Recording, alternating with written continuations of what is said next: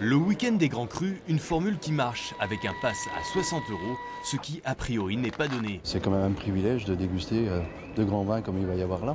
Et c'est toujours plaisant. Oui. Mais pour ce prix, les amateurs peuvent déguster avec modération jusqu'à 120 crus classés et grands vins de Bordeaux. Je les goûte en primeur et donc ça me permet de voir à la livraison ce que ça donne. Tous se côtoient, professionnels du monde du vin, connaisseurs ou jeunes actifs amateurs, comme ce groupe de 5 Bordelais qui s'improvisent grands dégustateurs. On prend 4 des vins de même appellation et on les goûte à la même millésime. Et on essaie de voir lequel qui nous plaît. De nombreux Asiatiques apprécient ces crus classés du Médoc et le contact avec le propriétaire. Ça représente la notoriété ou bien la grande histoire de Bordeaux et le classement aussi. Les gens ont beaucoup de curiosité dans leur dégustation et c'est le seul moyen d'être très proche d'eux et je pense que le succès de cette opération vient de là.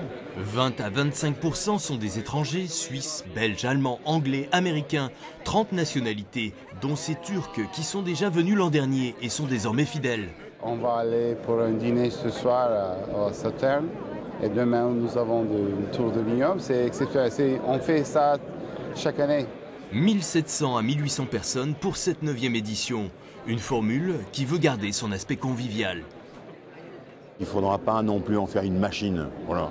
Il faut que ça reste avec une dimension humaine, à une dimension de grand cru, de générosité, parce que c'est vraiment ça avant tout. Le week-end continue avec des sorties et dîners sur réservation dans des châteaux, ainsi qu'une soirée de dégustation au Grand Théâtre, à consommer avec modération.